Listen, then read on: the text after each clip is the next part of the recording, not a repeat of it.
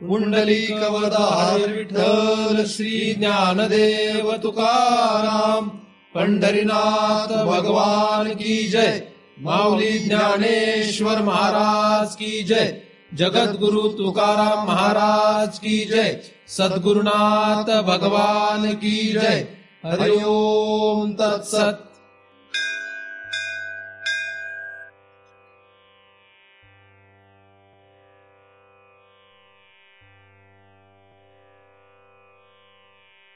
ध्यान मूलम गुरुमूर्ती, पूजा मूलम गुरुपदम, मंत्र मूलम गुरुर्वाक्यम, मुक्ती मूलम गुरु कृपा। ब्रह्मेवाहम अहम ब्रह्म न चाहम ब्रह्मणा पृथक, नाहम देहो न मे देहा केवलहम सनातन। या ठिकाणी आपण सर्वजण नेहमीप्रमाणे दृग्दृश्य विवेक या ग्रंथाचा अभ्यास करण्यासाठी एकत्रित जमलेलो आहोत। या ग्रंथाचा हेतू हृदयातील सर्व संशय दूर करणे असा आहे आणि या संशय निवृत्तीनंतरच आपल्याला या संसार चक्राचं तात्पर्य काय आहे हे लक्षात येऊ शकेल। यासाठीच आपण या ग्रंथाचा अभ्यास करतो आहोत। या ग्रंथाच्या 14 श्लोकांचा आतापर्यंत आपण अभ्यास केलेला आहे। 15व्या श्लोकाचा आता आपण अभ्यास सुरू करणार आहोत। 15वा श्लोक हा मागील श्लोकाशी संबंधित असा श्लोक आहे। मागील श्लोकामध्ये आपण सृष्टीर्नाम ब्रह्मरूपे सच्चिदानंद वस्तुनी अब्धो फेनादिवत नामरूप प्रसारणा असा अभ्यास पाहिलेला आहे। सृष्टी ही ब्रह्मरूप आहे। सृष्टी ही ब्रह्मावर आरोपलेली आहे। ब्रह्म हे सच्चिदानंद रूप आहे।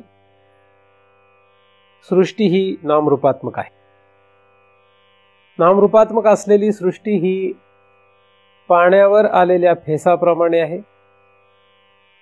पाण्यापासूनच फेस तयार होतो, त्याप्रमाणे ब्रह्मापासूनच सृष्टी नामरूपात्मक तयार झालेली आहे। परंतु फेसाने कधीही कोणाची तहान भागत नाही, हे या श्लोकामध्ये गुप्त आहे। त्याचप्रमाणे कधीही नामरूपात्मक जगतामधून आपल्याला अपेक्षित असलेलं फल म्हणजे सुख प्राप्त होणार नाही, हे या ठिकाणी ध्वनित केलेलं आहे। आज आपण या श्लोकानंतर आलेला 15वा श्लोक पाहणार आहोत।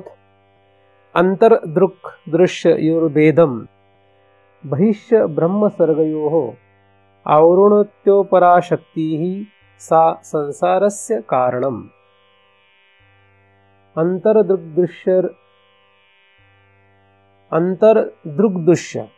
आतमध्ये असलेलं दृश्य आणि त्या दृश्याला पाहणारा द्रष्टा यांचा भेद, बहिष्य ब्रह्मसर्गयो तसेच बाहेर असलेला सुद्धा दृश्य आणि द्रष्टा यांचा भेद, या दोघांनाही कारण किंवा संसाराला कारण काय आहे?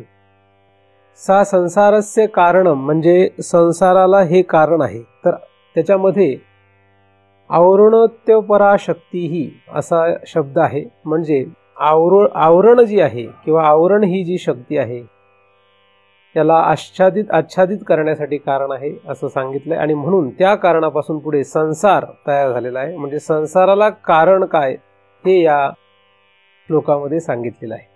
आपण या शब्दांचा आता बारकाईने विचार करणार आहोत। सरळ या श्लोकाचा अर्थ असा होतो की आतमध्ये दृश्य आणि द्रष्टा यामध्ये भेद आहे, बाहेरही दृश्य आणि द्रष्टा यामध्ये भेद आहे।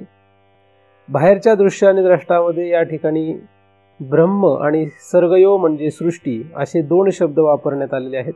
म्हणजे बाहेर ब्रह्म आणि सृष्टी यामधील भेद आहे, आतमध्ये द्रष्टा आणि दृश्य यामध्ये भेद आहे। आणि यांना आवरण करणारी एक किंवा यांना आच्छादित करणारी एक शक्ती मायेची आहे। ती मायेची शक्ती म्हणजे आवरण आहे आणि ती आवरण शक्ती आपण मागे विचार केलेला आहे। म्हणजे फक्त आपण असा विचार केलेला आहे की मायेच्या 2 शक्ती आहेत, त्यातील एक आवरण शक्ती आहे आणि एक विक्षेप शक्ती आहे। विक्षेप शक्तीने काय होतं याचा अभ्यास आतापर्यंत आपण केला। आता आवरण शक्तीने काय होतं याचा या ठिकाणी विचार सांगण्यासाठी हा श्लोक सुरू झालेला आहे, किंवा या श्लोकामध्ये हा अभ्यास सुरू झालेला आहे. आवरण शक्तीने काय होतं, तर आपण पुन्हा एकदा आपल्याला या विषयाची उजळणी व्हावी म्हणून थोडा विचार करूया की माया ही काय आहे. अशी शक्ती आहे की ज्या शक्तीच्या पुढे 2 प्रकारे विभागणी करता येते. माया ही 2 प्रकारे विभागण्यात येते. एक म्हणजे आवरण आणि एक म्हणजे विक्षेप. त्यातला विक्षेप हा जो मायेचा अंश आहे किंवा मायेची ही जी शक्ती आहे, या शक्तीचा आपण अभ्यास केला आहे. या विक्षेपामुळे काय होतं, या विक्षेपामुळे सृष्टी निर्माण होते. सृष्टी जी निर्माण होते ही सृष्टी कुठपासून कुठपर्यंत आहे याचाही आपण विचार केलेला आहे. अधिक सृष्टीमध्ये सृष्टी कशी आहे, सृष्टी नामरूपात्मक आहे याचाही आपण विचार केला आहे. ही सृष्टी कुठे आरोपलेली आहे याचाही आपण विचार केला आहे. अशा रीतीने आपण विक्षेप शक्तीमुळे निर्माण झालेला सगळा गोंधळ जो काही आहे याचा विचार मागे केलेला आहे. आवरण ही जी शक्ती आहे या शक्तीचा या ठिकाणी विचार करण्यात येतो. आवरण या शब्दाचा अर्थ होतो झाकून टाकणे. आवरण शक्तीचा विचार काय होतो, झाकून टाकणे, आच्छादित करणे किंवा त्याच्यावर झाकण न ठेवणे. न ठेवणे का ठेवणे. आवरण म्हटलं की एखाद्या पदार्थावर ते झाकण टाकावं लागतं. आवरण म्हटलं की कशावर आवरण असा प्रश्न तयार होतो. कारण आवरण किंवा आच्छादन असं म्हटलं किंवा झाकणे असं म्हटलं की कशावर झाकण असा प्रश्न येतो. तर इथे आवरण शब्द आला म्हणजे हा आवरण जो काही शब्द आहे या शब्दाने आपल्याला हे लक्षात घेतलं पाहिजे की हे कशाला तरी झाकणार आहे आणि ही शक्ती आहे, ही त्या मायेची शक्ती आहे. या शक्तीमुळेच पुढे संसार तयार झालेला आहे असं या ठिकाणी सांगितलेलं आहे. त्यातील पहिल्या भागाकडे आपण येऊया. अंतर्दृक दृश्य. अंतर्दृक दृश्य म्हणजे आतमध्ये असलेला दृक आणि दृश्य यामध्ये असलेला भेद. अंतर्दृक दृश्ययोर भेदम म्हणजे आतमध्ये असलेला दृश्य आणि दृक यांच्यामध्ये असलेला भेद किंवा द्रष्टा आणि दृश्य यामध्ये असलेला भेद. आता दृक म्हणजे काय आणि दृश्य म्हणजे काय याचा आपण सुरुवातीला विचार करत आलेलो आहोत. म्हणजे 14 श्लोकापर्यंत आपण बऱ्याच ठिकाणी आधी सुरुवातीला दृक म्हणजे काय, दृश्य म्हणजे काय याचा विचार करत आलो होतो. रूपम दृश्यम लोचनम दृक अशी सुरुवात या ग्रंथाची आहे. रूपम दृश्यम लोचनम दृक तददृश्यम दृक्तु मानसम असा आपण श्लोक पहिल्यांदा पाहिलेला आहे. म्हणजे पहिल्यांदा डोळ्यांना जे दिसतं रूप ते रूप हे दृश्य या वर्गात जातं. आणि रूपम दृश्यम लोचनम दृक म्हणजे लोचन म्हणजे डोळा हा त्याचा द्रष्टा किंवा दृक ठरतो. म्हणजे डोळा हा द्रष्टा आहे आणि डोळ्याने पाहणारं जे काही आपण दृश्य आहे त्यालाच किंवा डोळ्याने दिसणारं जे काही रूप आहे त्यालाच आपण इथं दृश्य असं संबोधतो. दृश्य आणि द्रष्टा असा अभ्यास करत असताना दृश्याधिवृत्त या साक्षी म्हणजे वृत्ती ही जी असते मन ही डोळ्याला पाहते. लोचनम म्हणजे डोळा, लोचनला पाहणारं मन आहे, मनाला म्हणजे वृत्ती आहे मनाला पाहणारं. दृश्याधिवृत्त या साक्षी त्यांना पाहतो असा आपण अभ्यास केलेला आहे. मग आता या दृग्दृश्य या अभ्यासामध्ये म्हणजे कोण दृश्य कोण द्रष्टा, कोण दृश्य कोण द्रष्टा असा आपण अभ्यास करत गेल्यानंतर एका ठिकाणी येऊन आपण थांबलो होतो आणि तो म्हणजे साक्षी या शब्दावर. साक्षी किंवा द्रष्टा या शब्दावर आपण येऊन थांबलो होतो. आणि हा जो साक्षी आहे किंवा हा जो द्रष्टा आहे हा वृत्तीला पाहणारा आहे इथपर्यंत आपण पाहिलेला आहे. आता डोळा जो आहे हा डोळा खरं तर बाह्य पदार्थ आहे का आंतर पदार्थ याचा विचार करावा लागेल. डोळा जो आहे हा आपल्या स्थूल शरीराला आहे आणि डोळ्याचा जो आतला भाग आहे त्याला शास्त्रामध्ये नेत्र असं म्हणतात. म्हणजे डोळ्याचे 2 भाग करता येऊ शकतात. एक म्हणजे बाहेरचा डोळा, एक म्हणजे आतला डोळा. बाहेरचा डोळा जो आहे हा सर्वांना दिसतो, तो प्रेताला सुद्धा असतो. पण या डोळ्याच्या आतमध्ये सूक्ष्म नेत्र इंद्रिय आहे. या सूक्ष्म नेत्र इंद्रियाची जी संपत्ती आहे ती आपल्याला माहित आहे की ती अपंचीकृत पंचमहाभूत आहेत. अपंचीकृत पंचमहाभूताने नेत्र इंद्रिय बनलेला आहे. आणि हा जो डोळा दिसतो हा पंचीकृत पंचमहाभूताने बनलेला आहे. म्हणजे पंचीकृत पंचमहाभूताने बनलेला एक डोळा आणि अपंचीकृत पंचमहाभूताने बनलेला एक डोळा, असे दोन डोळ्याचे काय भाग करता येतील. आता हा जो अपंचीकृत पंचमहाभूताने बनलेला डोळा आहे त्याच्या आतमध्ये सुद्धा मन आहे. मन खरं पाहिलं तर नक्की या शरीरामध्ये कुठे असेल हे सांगता येणं अवघड आहे. कारण जसा पदार्थ व्यापक होतो तो सूक्ष्म होत असतो, किंवा जसा तो सूक्ष्म होतो तसा तो व्यापक होत असतो. व्यापक पदार्थ सूक्ष्म असतो, तो कळण्यासाठी अवघड असतो, म्हणजे तो अनाकलनीय होतो. पृथ्वी तत्वापेक्षा जलतत्व जास्त व्यापक आहे, म्हणून जलतत्व कळायला अवघड आहे. जलापेक्षा अग्नी व्यापक आहे, अग्नीपेक्षा वायू व्यापक आहे, वायूपेक्षा आकाश व्यापक आहे. जसं आपण व्यापक तत्वाकडे जातो तसं ते तत्व किंवा तो पदार्थ लक्षात येत नाही, तो कळायला अवघड जातो, म्हणजे तो नाही असं होत नाही. जेव्हा आपल्याला मन कळत नाही तेव्हा मन म्हणजे व्यापक आहे हे यावरून लक्षात येऊ शकतं. मनाची व्याप्ती फार मोठी आहे. मन हे व्यापक या कक्षेमध्ये येतं आणि म्हणूनच मन हे अनाकलनीय या भागात जातं. मन लक्षात येत नाही, कळत नाही, त्याचं आकलन करणं फार अवघड आहे मनाचं. आणि मन किंवा बुद्धी किंवा अंतःकरण हे सगळे जे शब्द आहेत हे सगळे वृत्ती या अर्थाने सुद्धा घेण्यात येते. म्हणजे ही वृत्ती आहे, मन ही एक वृत्ती आहे. आता मन ह्या वृत्तीने डोळ्यापर्यंत यावं लागतं. म्हणजे डोळ्याला खरं तर पाहणारा कोण आहे? मन आहे. पण डोळ्याला पाहणारं मन आहे हे लक्षात येत नाही. डोळ्याने रूप दिसतं हे लक्षात येतं, पण मनाने डोळा दिसतो हे मात्र लक्षात येत नाही. आपण एखादं फूल जेव्हा पाहतो तेव्हा हे फूल पाहत असताना आपण डोळ्याने पाहतो हे लक्षात येतं, पण हे फूल बाजूला केलं किंवा डोळ्यासमोर कुठलाही पदार्थ नाही असं जरी धरलं तर त्या डोळ्याला कोण पाहतंय का असा जर आपण विचार करू लागलं तर मनाने तो डोळा दिसतोय हे कळत नाही, हे लक्षात येत नाही. म्हणजे मनाने डोळा दिसतो हेच मुळात शोधणं फार अवघड आहे. किंवा मनाने बाकीचे इंद्रिय लक्षात येतात, 5 ज्ञानेंद्रिय जी आहेत ती सगळी लक्षात येतात किंवा कर्मेंद्रिय लक्षात येतात हे मात्र कळायला फार अवघड आहे. या इंद्रियाने बाह्य प्रपंच लक्षात येतो हे कळायला सोपं आहे त्यातल्या त्यात, पण या इंद्रियांना जाणणारं मन आहे हे मात्र लक्षात यायला थोडंसं अवघड आहे. अभ्यास केल्यानंतर विचार केल्यानंतर मात्र हे लक्षात येऊ शकतं की मनाने आपण या इंद्रियांना जाणतो. म्हणून मन हे काय आहे? दृक आहे आणि ही इंद्रिय मात्र काय आहेत? दृश्य आहे. आता बाहेरचं इंद्रिय आणि आतलं इंद्रिय असं जर दोन धरले तर बाहेरच्या इंद्रियांना आपण अंतरपदार्थ म्हणू शकत नाही, तो बाहेरचा पदार्थ. म्हणून प्रेताला असलेले डोळे किंवा प्रेताला असली जी इंद्रिय दिसतात, जी सगळी इंद्रिय आहेत ही सगळी इंद्रिय आणि अपंचीकृत पंचमहाभूतांपासून बनलेली इंद्रिय यात फरक आहे. म्हणून या ठिकाणी अंतर या शब्दाने नक्की कुठला भाग घ्यायचा याचा आपल्याला विचार करायचा आहे, म्हणून हा विषय मी सांगतोय. कारण की स्थूल शरीर जे आहे या स्थूल शरीरामध्ये अनेक इंद्रिय आहेत. म्हणजे 5 ज्ञानेंद्रिय, 5 कर्मेंद्रिय असे अनेक 10 प्रकारचे इंद्रिय आहेत. अधिक बाकीचाही याचा बराचसा भाग आहे. खरं तर हे सगळं मिळून जे स्थूल शरीर आहे हे स्थूल शरीर आपलं म्हणजे जिवंत माणसाचं आणि मेलेल्या माणसाचं म्हणजे प्रेताचं सारखंच आहे. त्यामध्ये काहीच फरक नसतो. दोघांचं शरीर तसंच असतं, ह्याच्यामध्ये त्याच्यामध्ये काही फरक नसतो. पण प्रेताला दिसत नाही, म्हणजे त्याच्या आतमध्ये काहीतरी ज्या काही गोष्टी आहेत ह्या कुठेतरी गेल्यात. तर ह्या गेलेल्या ज्या असतात त्यांना असं दोन, आतलं इंद्रिय आणि बाहेरचं इंद्रिय असं कुठं शास्त्रात म्हटलेलं दिसत नाही किंवा शास्त्रात असा काही अभ्यास दिसत नाही.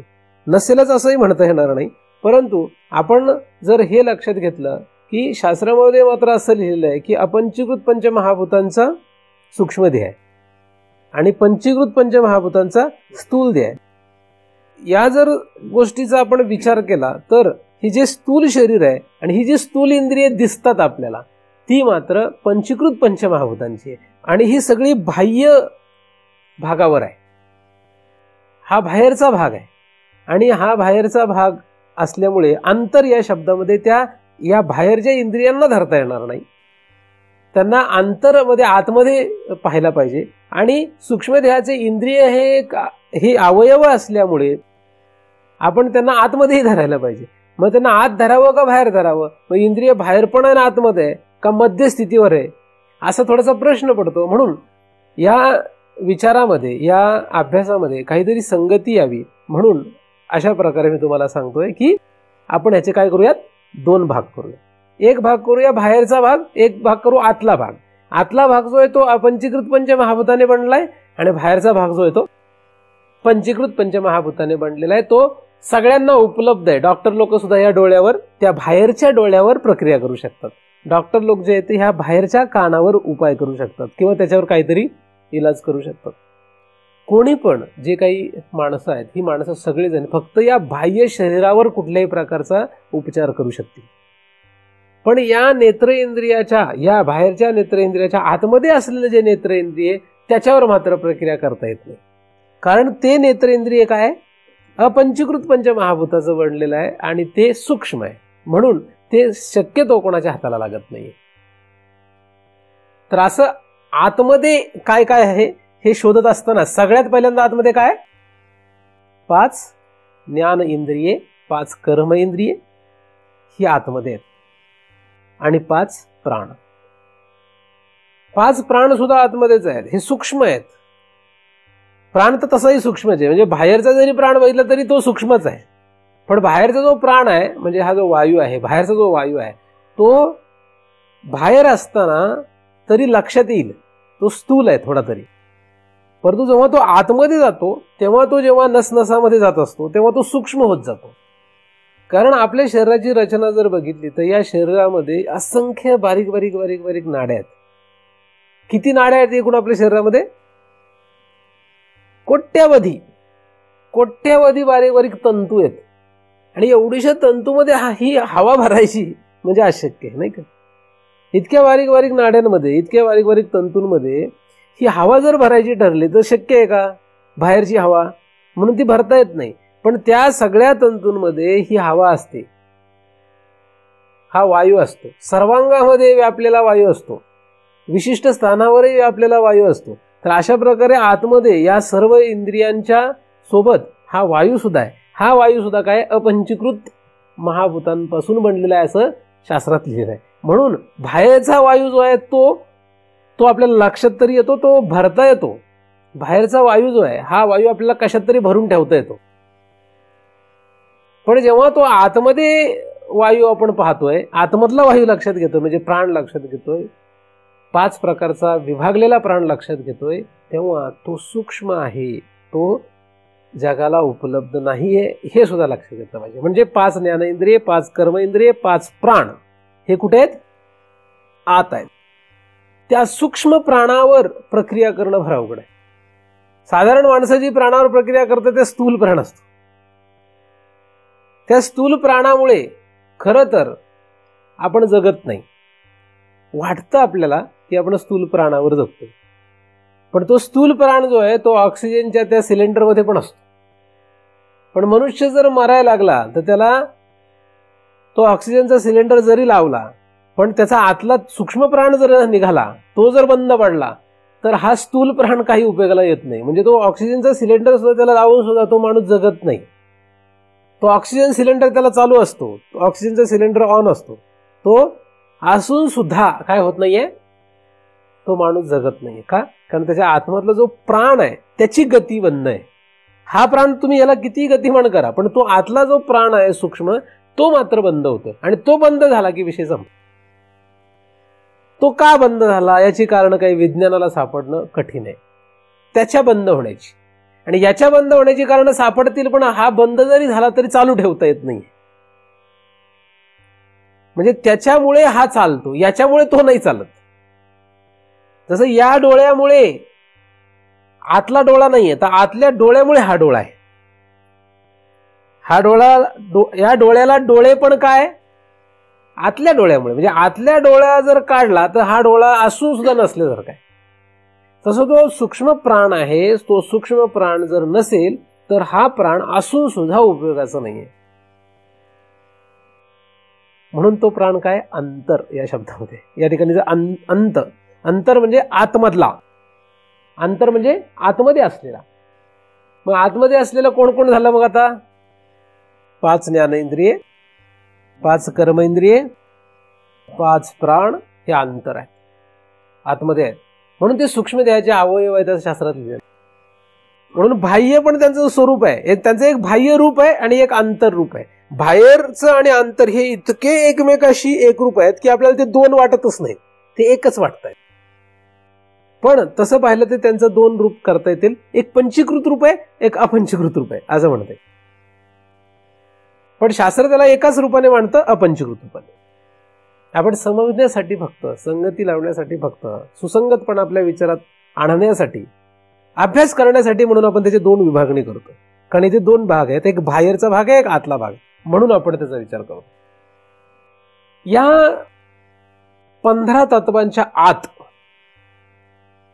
अजून सूक्ष्म अशी इंद्रिय आहेत आणि त्याला अतिइंद्रिय असं म्हणतात. ही यांच्यापेक्षा सुद्धा आत आहेत म्हणून त्याला अतिइंद्रिय म्हणतात. ह्या इंद्रियांच्या सुद्धा आतमध्ये, या अवयवांच्या आतमध्ये सुद्धा काही इंद्रिय आहेत आणि ती इंद्रिय जे ते अतिइंद्रिय नावाने ओळखले जातात. जर 17 तत्वांचा देह घेतला, सूक्ष्म देह, तर फक्त मन आणि बुद्धी घेतात. 19 तत्वांचा घेतला तर मन, बुद्धी, चित्त, अहंकार असे घेतात. तर दोनच शक्यतो 19 किंवा 17 अशा रीतीने सूक्ष्म देह सांगण्यात येतो, किंवा डायरेक्ट 25 तत्व. 25 तत्व असेल तर मग 5 अंतःकरण घेतात, हे एकूण 20 झाले, आणि 5 विषय घेतात. असे 25 तत्वांचा सूक्ष्मदेह शास्त्रात मानतात. तर तो 17 तत्वाचा असो किंवा 19 असो किंवा 25 असो देत, तो एवढा भाग खरं तर महत्वाचा नाहीच आहे. ती गरजेप्रमाणे विभागणी करण्यात आलेली आहे. आपण या ठिकाणी 5 अंतःकरण जरी धरली तर ही 5 अंतःकरण स्वतः एक, दुसरं मन, बुद्धी, चित्त, अहंकार, हे सगळे जरी आपण एक इंद्रिय पाहिली, 5 जरी धरली किंवा 4 जरी धरली किंवा 2 जरी धरली, तर ही सगळी जी इंद्रिय आहेत, ही इंद्रिये या 15च्या आतमध्ये आहेत. म्हणून ती सुद्धा काय, अंतर, आतली आहेत, अंतर. आणि ह्या सगळ्यांचं काम काय याचा विचार करायला पाहिजे. या सगळ्यांच्या काम काय नक्की, ती सगळी काय कामं करतात? सगळ्यांचं एकच काय काम आहे का? एक आहे का 2 आहे? काय काम करतात? काही काम करतात का नाही करत? तुमच्याकडे आहेत का नाही इंद्रिय? आहेत. तर मग काय काम करतात? त्यांचं सगळ्यांचं एकच काम आहे का वेगवेगळं काम आहे? वेगवेगळं आहे. प्रत्येकाचं काम वेगवेगळं आहे. डोळ्याचं काम काय? नेत्रेंद्रियाचं पाहणे, कानाचं ऐकणे, पाहणे, ऐकणे, बोलणे, चालणे, खाणे, अशा रीतीने सगळ्यांचे कामं अशी वेगवेगळी काहीतरी दिसतात. प्राणाचं काम ह्या सगळ्यांना हलविणे असं कामं दिसतं. त्याचप्रमाणे यांच्या आतमध्ये असलेल्या मन आणि या सगळ्यांचे कामं संकल्प करणे, विकल्प करणे, निश्चय करणे, स्फुरण करणे, एकाग्रता साधणे, अहम धरणे, अशा प्रकारे प्रत्येकाचं काहीतरी वेगवेगळे कामं दिसतात. आता हे सगळ्यांची ही कामं आहेत. ह्या सगळ्यांची जी कामं आहेत, ह्या सगळ्या कामांना आपण जाणतो काय? डोळ्याचं काम काय आहे? पाहणं. हे आपल्याला माहित आहे काय? आपल्याला माहित आहे? माहित आहे. कानाचं काम काय? हे आपल्याला माहित आहे? माहित आहे. माहित आहे का नाही? माहित आहे. आणि पायाचं काम काय? जेवणे, म्हणजे चालणे, जेवणे नाही आहे. वाचेचं काम काहीतरी बडबड करणे. असं प्रत्येक इंद्रियाचं काही ना काही काम जे आहे ते सगळं आपल्याला माहित आहे का नाही माहित? माहित आहे. आता डोळ्याने काय पाहावं काय पाहू नये हे कदाचित आपल्याला धड माहित नसेल, पण डोळ्याचं काम पाहणे हे माहितच आहे, कानाचं काम ऐकणे हे माहित आहे. म्हणजे या सगळ्या इंद्रियांची कामं आपल्याला काय माहित आहेत. म्हणजे या सगळ्या इंद्रियांच्या कामाला आपण जाणतो. म्हणजे या सगळ्यांचा आपण कोण आहोत? द्रष्टा आहोत. या सगळ्यांची कामं जाणतो आपण. प्राणाचं काम काय? प्राणाचं काम जरा कळणं अवघड आहे. प्राणाचं काम कळणं अवघड आहे. हे बघा, बाहेरच्या इंद्रियांची कामं कळणं जगाला सोपं आहे. सगळ्यांनाच माहिती आहे. डोळ्याने पाहतात, कानाने ऐकतात, हे सगळ्यांना माहिती आहे. म्हणजे 5 ज्ञानेंद्रिय, 5 कर्मेंद्रियाची कामं सगळ्यांना माहिती आहे बऱ्यापैकी. पण प्राणाचं काम सगळ्यांना माहित नाही एवढं. ज्ञानेंद्रियाचं काम एकदमच ढ मनुष्य असेल तर त्याला ज्ञानेंद्रिय म्हणजे पण माहित नाहीये काही.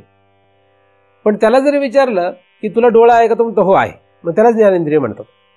बरं असं आहे काय, डोळ्याला ज्ञानेंद्रिय म्हणतात, मग असू दे. पण त्याला माहित आहे डोळा म्हणजे काय, डोळ्याने पाहतात हे त्याला माहित आहे. ज्ञानेंद्रिय, कर्मेंद्रिय असे शब्द त्याला माहित नसतील, पण त्याला हे सगळी इंद्रिय माहित आहेत. पण ह्या 10 इंद्रिया व्यतिरिक्त पुढे जो प्राण आहे, या प्राणाबद्दल मात्र जास्त लोकांना माहिती नाही.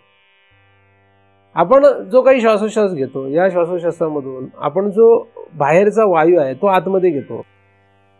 त्या वायूच्या आतमध्ये सूक्ष्म वायू आहे. हा जो सूक्ष्म वायू आहे तो नसनसामध्ये पोचवला, तो त्या नसनसामध्ये पोचून ते बरेचशी कामं करतात. काय काय कामं करतात? शरीराची हलवणं करतात. म्हणजे त्याला आपल्याला शास्त्रामधून पाहता आलं किंवा शास्त्रातून आपण जर शोधलं तर हे लक्षात येतं की सर्वांगामध्ये राहणारा जो असतो तो कोण असतो? व्यान. व्यान हा सर्वांगात राहतो, सर्वत्र राहतो आणि सर्वांना हलवतो. तो सगळ्यांना हलवणारा तो व्यान आहे. समान तो कुठे राहतो? विसरले म्हणजे बघा तुम्हालाच माहिती, तुम्ही जर किती दिवस अभ्यास करताय, मग साधारण माणसाला तर काय माहिती असणार. मी मगाशी म्हणून म्हणालो की प्राणाबद्दल माहित नाही लोकांना. आपल्याला आपण एवढा अभ्यास करतो. मी तुम्हाला सांगतो, बऱ्याच वेळा सांगत असतो की तुम्हाला 1000 नातेवाईक असतील अंदाजे. किती? अंदाजे 1000 नातेवाईक इथे बसलेल्या जवळजवळ सगळ्यांना असतात. खूप झालं 500. ठीक आहे, खूप झालं 500. मी तुम्हाला पक्क सांगतो, तुम्हाला त्या 500च्या 500 नातेवाईकांची नावं पाठ आहेत. काय आहेत? किती नातेवाईकांची? 500च्या 500 नातेवाईकांची नावं पाठ आहेत. याचं नाव काय, त्याच्या बायकोचं नाव काय, त्याच्या मुलाचं नाव काय, त्याच्या नाताचं नाव काय, एवढं काय. काही काहींना तर ह्याचं लग्न कधी झालं होतं, ह्याचा वाढदिवस कधी आहे, हा कधी वारला, ह्याच्यापासून सगळं माहिती आहे. हे काय माहित आहे. पण किती वेळा पंचीकरण वाचलंय, किती वेळा श्रवण केलंय, पण हे 5 वायूंची नावं सुद्धा लक्षात राहत नाही. त्यांची कामं काय ते पण लक्षात राहत, ते कुठे राहतात आणि काय माहित नाही. पण 500 नातेवाईक कुठे राहतात हे सगळं माहित आहे. 500च्या 500 नातेवाईकांचं घर कुठं आहे तुम्ही म्हणाल महाराज आम्ही नेऊन सोडतो तुम्हाला तिथं पाहिजे, एवढ्यापर्यंत माहिती. म्हणजे आपलं लक्ष कशावर आहे हे लक्षात घ्या. आपलं लक्ष कशावर आहे आणि यांच्या नादी लागून काही होणार नाहीये. या प्राणाच्या नादीला, जो प्राण जगवतो आपल्याला, हे शरीर हलवतो, त्याची माहिती नाही. आणि जे आपल्याला जगवतच नाहीत त्यांची मात्र सगळी इत्यंभूत माहिती आहे. हे दुर्दैवाची गोष्ट, ही काय चांगली गोष्ट नाही खरं तर, ठीक आहे ना. तर व्यान जो वायू आहे तो सर्वांगात राहतो. समान वायू नाभिस्थानात राहतो. त्याचं काम काय? काय करतो तो? काय करत असेल करू दे, आपल्याला काय करायचं. आपल्या शरीरात आहे तो, आपल्या शरीरात तो काम करतो, करू देत, आपल्याला काय घेणं त्याचं. असं म्हणून नाही जमणार ना, माहित पाहिजे ना त्याची. आणि याला काय पाठपीठ करायचं नाहीये काही. हे आपण काय 500 नातेवाईकांची नाव पाठ थोडीच केली, ती झाली पाठ आपोमत. का? ज्याच्यावर लक्ष असतं ते पाठ आपोमतच होतं, त्याला पाठ नाही करावं लागत. जीव जिथं गुंततो ना ते पाठच होतं आपोमत. अलग लक्षात. जिथे आपलं लक्ष जातं ते पाठ होत असतं, त्याला पाठ नाही करावं लागत. पण जिथे लक्ष जात नाही ते 10 वेळा घोकावं लागतं तरी पाठ होत नाही. जिथे जीव गुंतत नाही ते, काही लोक म्हणतात आम्ही अडाणी, आम्ही शिकलेलो नाही शाळा म्हणून आम्हाला हे कळत नाही. का? हे 500 नातेवाईकांची नावं कशी लक्षात येतात? तेव्हा शाळा कुठे गेली? न शिकलेले सुद्धा लोक आहेत ना, 500 काय 1000 लोकांची नावं पाठ असतात. धावा, मैत, सगळं तुम्हाला मगाशी सांगितल्याप्रमाणे सगळं त्यांना माहित असतंय. पण हे विचारलं की मग नाही आम्ही शाळा नाही शिकलो ना. का? श्रवण तर केलंय, ऐकलं तर खरं आहे, मग सांगता नको ह्याला. असू दे, फारच जास्त लोक बोलायला नको. लोक म्हणतील काय चिंतन सांगा, हे कशाला सांगत बसले आम्हाला, हे आम्हाला आधीच माहित की आम्हाला माहित नाहीये. समान वायू काय करतो? अन्न रस जो आहे त्याची विभागणी करत असतो, अन्नाची विभागणी करत असतो. अन्न रस कुठे कसा पोचवायचा याची तो विल्हेवाट लावून देतो. नाभिस्थानात राहून त्या ठिकाणी अन्नाची विभागणी करणे त्याचं काम आहे. अन्नाचं भाग करणे त्याचं काम आहे. वेगवेगळे भाग करणे त्याचं, स्थूल भाग, सूक्ष्म भाग. स्थूल भाग कुठे पोचवायचा, सूक्ष्म भाग कुठे पोचवायचा हे ते सांगत असतो. हे त्याचं काम आहे अत्यंत महत्वाचं. इंद्रिय जरी आपल्याला काहीतरी दाखवत असली, काहीतरी करून देत असली, तरी हे जर प्राण नसेल तर हे इंद्रियांचं काय करायचंय आपल्याला? प्राण जर नसेल तर इंद्रियांचा उपयोग नाही आहे. प्राणावर हे इंद्रिय जगतात. म्हणजे इंद्रियांच्या क्रिया, इंद्रियांचं जाणणं हे कशावर आहे? त्या प्राणावर आहे. तो प्राण जो आहे हा प्राण समान उदान. उदान कुठे राहतो? कंठस्थानात राहतो. कंठस्थानात राहून काय करतो? काय करतो? अन्नाची विभागणी. मग समान काय करतो? समान विभागणी करतो अन्नाची. उचकी लावतो. उचकी पाडणे आणि हितानाडीच्या द्वारे स्वप्न. अजून अजून काय करतो? अन्न इथून पुढे पाठवायला पाहिजे ना, त्याच्याकडे बरेच काम आहे. कंठस्थानामध्ये जो आहे तो कंठस्थान हे ह्या ठिकाणाहून काय होत असतं? या ठिकाणाहून पुढे आपल्याला उचकी लागणे, स्वप्न पडणे अशा गोष्टींसाठी तो वायू उपयोगाला येतो. अन्न पुढे पाठवणं, अन्नाची गती करणं हे सुद्धा त्याच्याकडे एक कामच आहे. बऱ्याच रीती त्याचा विचार करता येऊ शकतो या सगळ्या वायूंचा. पण कमीत कमी तो एखादा तरी त्याचं कार्य माहीत पाहिजे, काय नक्की करतोय. प्राणवायू. प्राणवायू काय करतो? हृदय, आपले जे व्यवहारामध्ये आपण ज्याला फुफ्फुसे म्हणतो, या फुफ्फुसामध्ये तो राहतो. अधिक तो रक्ताची जी काही देवाणघेवाण आहे, शुद्ध रक्त अशुद्ध रक्त यांच्या मागे पुढे करणं, शुद्ध रक्त पोहोचविणे, अशुद्ध रक्त घेणे, त्याची प्रक्रिया करणे, आहे की नाही, या सगळ्यावर तो नियंत्रण करतो प्राण. आणि शेवटी कुठला राहिला? अपान. कारण ही सगळ्या ज्या प्रक्रिया ह्याच्यातून काहीतरी वेस्टेज तयार होत असतं. म्हणजे हे सगळं जे ह्याच्यातून काहीतरी मैला तयार होतो. या सगळ्या प्रक्रियेतून जो मैला तयार झाला असतो तो आता जर शरीरात राहिला तर हे शरीराचं काही खरं नाही. म्हणून तो बाहेर काढण्याचं काम हा अपान करतो. अशा रीतीने हे सगळे वायू जे आपापल्या कार्यामध्ये सदैव कार्यरत आहेत, पण हे जे आहेत इतके सूक्ष्म आहेत की हे आपल्याला लक्षात येत नाहीत. हे सगळे आपापली कामं करत असतात. याच्यामध्ये बिघाड झाला ह्या प्राणामध्ये की सगळं संपलं. इंद्रिये जी आहे, आपल्याला असं वाटतं की इंद्रिये चांगली आहेत, इंद्रिये खराब झाली. खरं तर आपल्याला कुठलाही आजार जो होतो तो प्राणामध्ये झालेली गडबड असते. कुठलाही आजार असू दे, हा काय असतो? प्राणामध्ये झालेली गडबड असते. म्हणून प्राणायाम करतात. प्राणाला विशिष्ट रीतीने आयाम दिला जातो, सोप्या भाषेत व्यायाम दिला जातो. आणि तो जर नीट व्यायाम झाला की सगळा रोग बरे होतात. लक्षात. म्हणून प्राणायाम हे सगळ्यात उत्कृष्ट औषध मानलं जातं सगळ्या रोगांवर. खरं तर प्राण जो आहे तो त्याच्या गतीवर ह्या इंद्रियांचं सगळं कार्य अवलंबून आहे. आणि इंद्रियांचं कार्य बिघडणे म्हणजेच रोग. आपण रोग कशाला म्हणतो? रोग म्हणजे काय? 5 ज्ञानेंद्रिय 5 कर्मेंद्रिय यांची गडबड होणे याला म्हणतात रोग, याला म्हणतात आजार. आणि तो कशावर अवलंबून आहे? त्यांच्यावर पण आहे. कारण डोळ्याला जरी इजा झाली तरी त्याला तो आहेच. म्हणजे एखाद्याला जर बाह्य डोळ्याला इजा झाली आणि प्राण जरी व्यवस्थित असला तरी त्याला तो रोगच म्हणायला लागणार आहे. पण जेव्हा डोळ्याला इजा होते तेव्हा त्या प्राणाला पण धक्का लागतो. बाह्य इंद्रियांना धक्का लागल्याने प्राणावर सुद्धा धक्का जातो तो. लक्षात. तेव्हा प्राण सुद्धा गडबड करतो. पण प्राण जर परत व्यवस्थित करण्यात आला तर बाह्य डोळा सुद्धा बरा व्हायला लवकर मदत होते. म्हणजे बाह्य डोळ्यावर उपचार करायचं नाही असं नाही, त्याचा उपचार करावाच लागतो. पण प्राण जर व्यवस्थित असेल, प्राण जर गडबडला नाही त्या काळामध्ये किंवा पुढे, तर बाह्य उपचाराने कमी वेळामध्ये हा डोळा बरा होतो.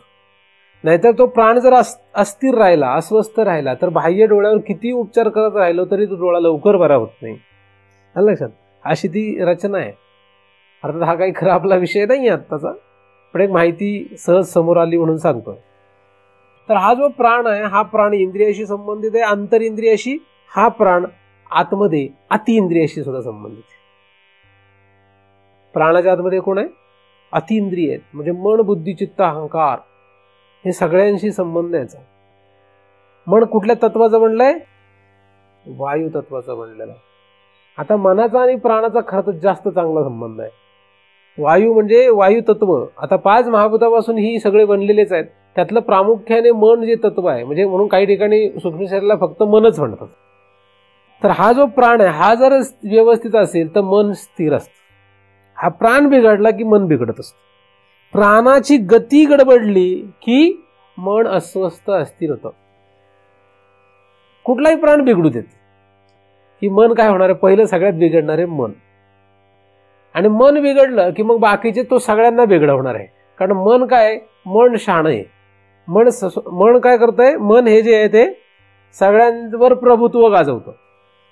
अंतःकरण, चित्त, अहंकार, बुद्धी या सगळ्यांवर प्रभुत्व कोण गाजवतं, मन. आणि या मनामध्ये बिघाड होणं म्हणजेच वायूमध्ये बिघाड आहे. म्हणून ह्या वायूत बिघाड झाला की या मनापासून या बाकीच्या उरलेल्या सगळ्या इंद्रियांची वाट लागते, त्यांचा गोंधळ उडून जातो. म्हणून एखादा अहंकारी मनुष्य दिसला की समजा त्याचं मन आधी गडबड झालेलं आहे. आणि जर मन गडबड झालंय म्हणजे त्याचा वायू गडबडलेला आहे. वायू गडबडलाय हे त्याचं प्रमुख कारण आहे तिथे. म्हणून त्याच्या वायूवर प्रक्रिया करणं गरजेचं असतं असं काही ठिकाणी सांगण्यात येतं. त्याच्या प्राणावर प्रक्रिया करणं गरजेचं आहे. आपण कुठे राहतो त्याच्यानुसार त्या प्राणाची गती अगती होत असते. म्हणून चांगल्या ठिकाणी राहणे, साधुसंग, सत्संग असं करण्याने काय होतं, तो वायू सरळ नीट होत असतो. आपण कुठेही राहतो, कुठेही खातो, कुठेही पितो, हे सगळ्यांनी काय होतं, हा प्राण डिस्टर्ब होत असतो, हा प्राण गडबड करत असतो आणि मग सगळा पुढचा गोंधळ होत असतो. म्हणून योग्य आहार, योग्य विहार याला फार किंमत शास्त्रामध्ये देण्यात येते.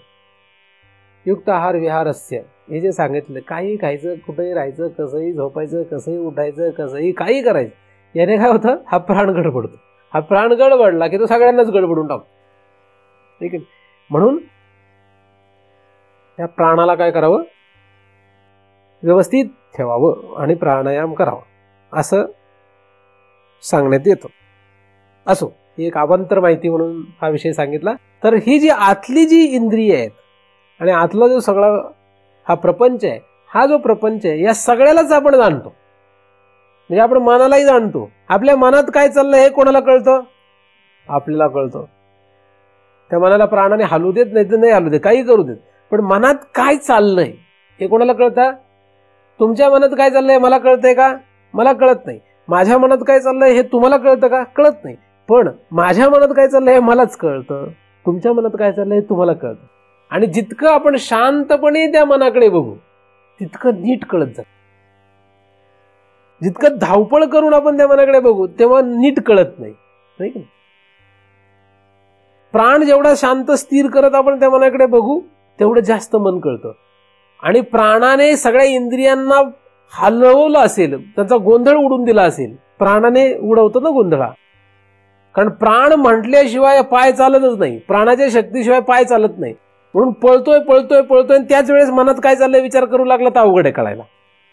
म्हणून त्याने शांत बसावं लागतं. पायाचं चालणं बंद, काही काही वेळेस तर डोळ्याचं पाहणं बंद, कानाने ऐकणं बंद, हे सगळी इंद्रिये शांत करून त्या इंद्रियांचा निग्रह करून जेव्हा प्राण आपण स्थिर करू तेव्हा त्या मनात काय चाललंय कळतं. हे जास्त लवकर कळतं आहे की नाही. त्यासाठी अनेक उपचार करण्यात येतात. अनेक उपचार म्हणजे काय, धावू नका, शांत बसा, पाहू नका, डोळे बंद करा, ऐकू नका काही आवाज, अशा निर्जन किंवा ज्या ठिकाणी कुठल्याही प्रकारचा गोंगाट नाही अशा ठिकाणी शांत बसा, गुहेत बसा किंवा एकदम आवाज येणार नाही अशा घरामध्ये, अशा ठिकाणी बसा असं सांगण्यात येतं. हे सगळं काय सांगतात, त्याने काय होतं, ते मन जे आहे त्या मनामध्ये काय चाललंय हे लक्षात येतं.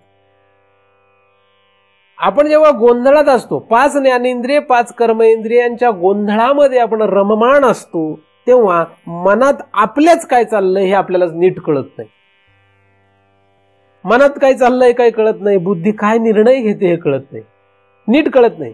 पण सगळ्यांना आपल्या बुद्धीत काय चाललंय हे कळतंय. आता तुम्ही किती सूक्ष्मपणे ते कळून घेतलं ही एक कला आहे. ती अवगत हो अथवा न हो तो भाग निराळा आहे. पण मनाला आपण जाणतो हे आपल्याला माहिती आहे. म्हणजे मनात काय चाललंय हे आपण जाणतो. मन म्हणजे काय नाही, मन म्हणजे संकल्प आणि विकल्प. असं का असं याचा गोंधळ जो उडून देतो ते मन आहे. संकल्प विकल्पात्मकच मन असतं. मन म्हणजेच संकल्प आणि विकल्प, संकल्प विकल्प म्हणजेच मन, आणि हे आपण जाणतो.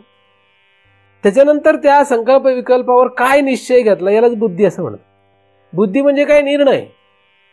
तुम्हाला घरी असताना असं वाटलं की आज महाराजांचं चिंतन आहे तर जाऊ का नको, असं मनात आलं, जायचंय, जायचंच आहे असा बुद्धीने निर्णय दिला तर ते बुद्धीचं काम आहे. किंवा जो निर्णय झाला ते बुद्धीने झालेला असतो. आणि जाण्याच्या प्रक्रियेवर जो अहम धरला होता तो अहंकाराने झालेला असतो. आणि त्यासाठी चित्त समाधान व्यक्त करतो, तो चित्ताचा काम आहे. समाधान व्यक्त केलं, हा चला आपण जाणार आहे बरं आज, मग ह्याच्यावर थोडं समाधान व्यक्त होतं. किंवा हे ज्या ठिकाणाहून आलं सगळं बाहेर, त्याला चित्त असं म्हणतात. हे स्फुरण झालं त्याला अंतःकरण असं म्हणतात. तर अशा प्रकारे तुम्ही अंतःकरण आणि चित्त वाजा जरी केलं आणि मन, बुद्धी आणि अहंकार एवढं जरी घेतलं तरी चालतं. तुम्ही किती इंद्रिय घेता त्याच्याला एवढं खरं तर महत्व नाहीये. किती इंद्रिय जरी घेतली, 5 घेतली काय, 4 घेतली काय, 3 घेतली काय चालतात, किंवा एकच मन घेतलं तरी चालतं. मूर्ख माणसाला लवकर लक्षात येत नाही काय चाललंय आपल्याच मनात. पण योगी असेल तर त्याला तो शांत आणि स्थिर आणि एकदम एकाग्र झालेला असल्यामुळे त्याला ते लवकर लक्षात येतं की आपल्या आतमध्ये काय चाललंय. कोणालाही, ह्याला काय आणि त्याला काय, दोघांनाही ते आतला प्रपंच काय असतो लक्षात येत असतो. तर अशा रीतीने आतमध्ये असलेला सगळा प्रपंच, अंतरप्रपंच जो आहे तो आपल्याला सगळा काय दृश्य आहे. आपल्याला काय तो दृश्य आहे का नाहीये. कमी अधिक प्रमाणात किती दिसतं हे माहित नाही. डोळ्याने आपण पाहतो, किती जग पाहतो आपण डोळ्याने. आपल्याला डोळ्याने किती जग दिसतं सांगा, किती दिसतं. बस फक्त ह्याच्यात एवढंच दिसतंय. माझ्या डोळ्याच्या कक्षेमध्ये येणारं एवढंच. माझ्या पाठीमागे, डोळ्याच्या पाठीमागे काय हे पण नाही दिसत आहे. म्हणजे आपल्या शरीराच्या पाठीमागे काय हे पण दिसत नाहीये. एवढंच आहे. म्हणजे याचा अर्थ डोळ्याला पाहता येत नाही का. डोळ्याला पाहता येतं. किती पाहतो याच्यावर पाहता येणं अवलंबून नाहीये. पाहता येतं. किती, एवढं पाहिलं काय आणि खूप जास्त पाहिलं काय. थोडंसं असू देत किंवा जास्त असू देत, थोडं जरी पाहिलं तरी ते पाहणंच आहे. थोडं जरी ऐकता आलं तरी ते ऐकणंच आहे. थोडा ऐकतो का जास्त ऐकतो यापेक्षा ऐकतोय हे महत्वाचं आहे. त्याचप्रमाणे मन सुद्धा किंवा आतींद्रिय जी आहेत ही सुद्धा आपण जाणतो. मग ती किती जाणतो, स्पष्ट जाणतो का अस्पष्ट जाणतो हे महत्वाचं नसून जाणतो हे महत्वाचं. म्हणजे ते दृश्य आहेत हे आपल्याला लक्षात येतं, आहे की नाही. तर अतींद्रिये आपल्याला काय आहेत, दृश्य आहेत. आता मी आपल्याला असं म्हणतोय, जो कोणी आपल्याला आहे हा त्यालाच म्हणतात द्रष्टा. ज्याला हे लक्षात येतंय तोच द्रष्टा आहे, त्याचं नाव आहे द्रष्टा. मग तुमचंच तुम्हाला लक्षात येते, तुम्हाला लक्षात येतंय की आपल्या मनात काय चाललंय. मग तुम्ही जो कोणी आहात, तुम्ही, आपण जो कोणी आहे, आपण हा, तो कोण आहे, तो आहे द्रष्टा. किंवा त्यालाच दृक असं या ठिकाणी म्हणतात. कारण अंतर पदार्थ काय, अंतर म्हणजे आतमध्ये काय काय दृश्य होतंय याचा पहिल्यांदा विषय. काय काय दृश्य होतंय, एवढं दृश्य होतंय. आता या मनामध्ये असंख्य प्रकारचे विचार येतात किंवा अंतःकरणामध्ये असंख्य गोष्टी येतात. काम, क्रोध, लोभ, मोह, मद, मत्सर, असंख्य गोष्टी येतात. ह्या सगळ्याच्या सगळ्या लक्षात येतीलच, सगळ्याच्या सगळ्या आपल्याला जाणता येतीलच असं नाही काही. पण आपल्या आतमध्ये जे काही काम, क्रोध, लोभ, मोह, मद, मत्सर येतं हे सगळं आपल्याला काय दृश्य होत आहे. किती सूक्ष्मपणे लक्षात येत आहे हे महत्वाचं नसून सध्या आपल्याला काय लक्षात घेतलं पाहिजे की एवढं का होईना, थोडं का होईना आणि भरपूर का होईना, पण ते लक्षात येतंय, आपण त्यांना जाणतोय हे लक्षात घ्या. म्हणजे वृत्ती जी आहे यालाच वृत्ती असं पण म्हणतात. अनेक वृत्ती, असंख्य वृत्ती आहेत ह्या चित्तातून निघणाऱ्या ह्या असंख्य वृत्ती आहेत. काम, क्रोध, लोभ, मोह, अशा असंख्य वृत्ती. ह्या सगळ्यांना आपण काय करतोय, जाणतोय. या सगळ्यांना जाणणाराच दृक आहे, या सगळ्यांना जाणणाराच काय द्रष्टा आहे. आणि हे सगळे जे आहेत हे कोण आहेत, दृश्य आहेत, आंतरपदार्थ. अंतर दृक दृश्य दृश्य दृश्योर भेदम. आता अंतर असलेले हे जे दृश्य आणि दृक हे दोघे जे आहेत ह्या दोघांमध्ये भेदम, ह्या दोघांमध्ये काय भेद आहे.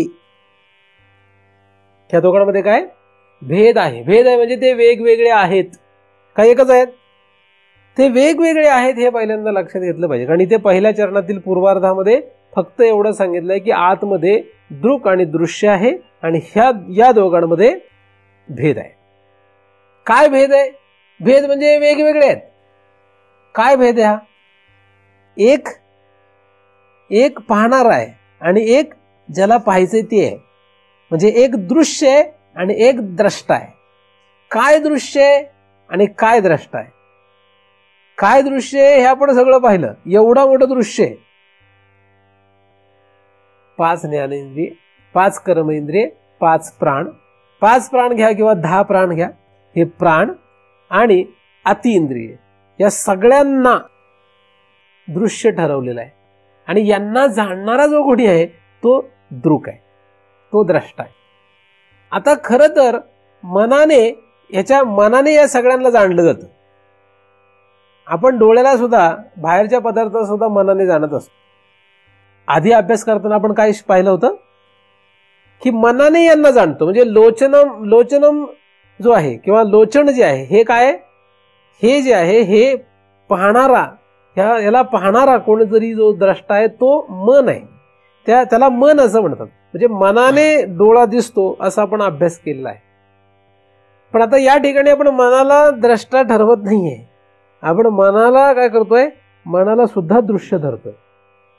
कारण ते सुद्धा अति इंद्रियामध्येच, म्हणजे इंद्रियांमध्येच आपण धरलेले आहेत. आणि म्हणून या मनाला सुद्धा जाणणारा कोणीतरी आहे. आणि जो कोणी जाणतोय म्हणजे आपण, ज्याला आपण म्हणतो, तो जो आहे तो दृक आहे.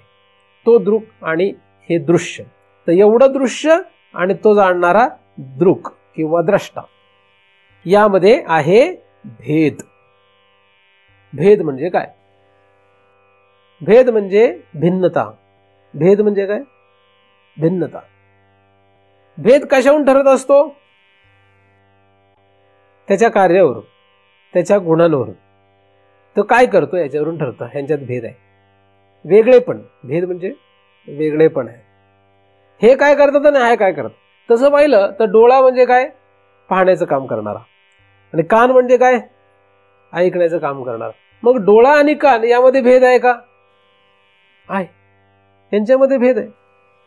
कान आणि नाक यामध्ये भेद आहे का? यांच्यामध्ये सुद्धा भेद आहे. या परस्पर सर्व इंद्रियांमध्ये सुद्धा भेदच दिसतो. हे जेवढे काही इंद्रिय आहेत या इंद्रियामध्ये पण भेद आहे. मग इंद्रियामध्ये भेद असून सुद्धा त्यांना एका वर्गात धरता येईल का मग फक्त दृश्य? असा मोठा प्रश्न तयार होतो. कारण की इथे दोनच आहेत. एक दृक आहे, दृश्य आहे.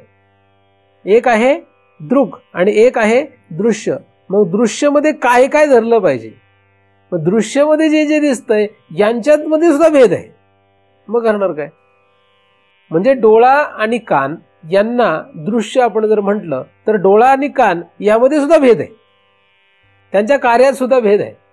डोळ्याचं काम आहे पाहणं, कानाचं काम आहे ऐकणं, बुद्धीचं काम आहे निश्चय करणं आणि समन्वयाचं काम आहे विभागणी करणं. आता हे सगळं जे इंद्रिय आहेत या सगळ्या इंद्रियामध्ये, अतिइंद्रिय असो किंवा त्याच्यापेक्षा बाहेरची थोडीशी असू दे, या सगळ्यांमध्ये भेद दिसतो. मग असा भेद दिसत असताना फक्त या ठिकाणी दोनच भेद का करावे? दोनच भेद का करावे? की एक दृक आणि एक दृश्य, असे दोनच भेद का करावेत? खरं बघितलं तर किती भेद आहे तिथे, नाही का? खरं बघितलं तर खूप भेद आहे. सगळ्याच पातळीला भेद आहे. पण सगळ्या पातळीला भेद असून सुद्धा त्यांना एकाच वर्गात धरलंय. त्यांच्यामध्ये भेद धरलेलाच नाही. आता हा गोंधळ कसा काय? असं कसं करता येईल? असं का करावं? बघा, आता उदाहरणार्थ माणसांमध्ये असंख्य प्रकारच्या जाती आहेत. वेगळ्या जातीची माणसं असतात.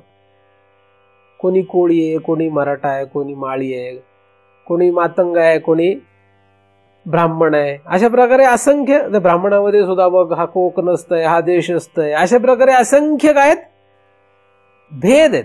हे जातीचे भेद आहेत. असंख्य प्रकारचे भेद आहेत. किती भेद आहेत? नुसता तुम्ही फक्त क्षत्रिय वर्ग घेतला. क्षत्रिय हा एक वर्ण आहे. वर्णामध्ये भेद आहे. ब्राह्मण, क्षत्रिय, वैश्य, शूद्र, हे भेद आहेत. हे झाले वर्णभेद. आता वर्णभेदाच्या आतमध्ये जर गेलो आणि फक्त एकच वर्ण पाहिला, म्हणजे फक्त जर क्षत्रिय पाहिला, तर क्षत्रियामध्ये अनेक भेद आहेत.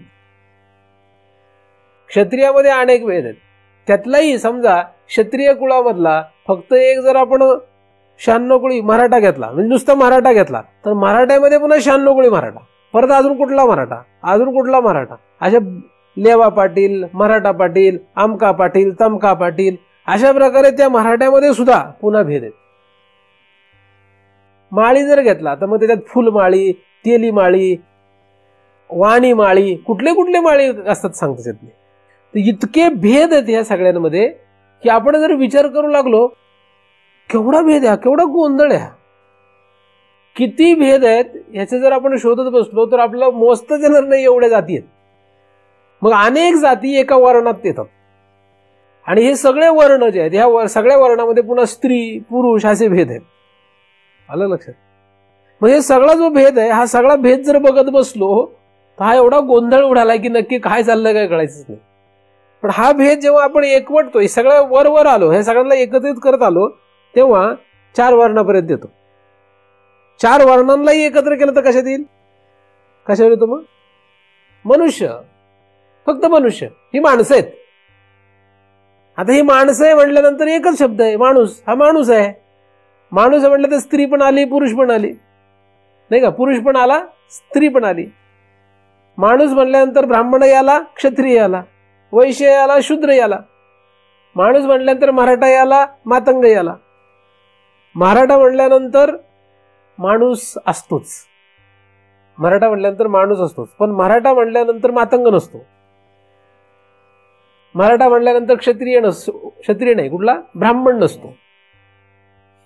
अशा प्रकारे कशाने काय होतं, कुठलं धरलं म्हणजे काय मिळतं. माणूस म्हणलं की सगळंच येतं, पण मराठा म्हणलं की सगळं नाही येतं. ब्राह्मण म्हणलं की सगळं नाही येतं, पण मनुष्य म्हणलं की सगळंच येतं. म्हणजे मनुष्य या भेदाने, मनुष्य हा पण भेदच आहे का? कारण मनुष्य हा भेद झाडं यांच्या संबंधाने तो भेद पाडलाय.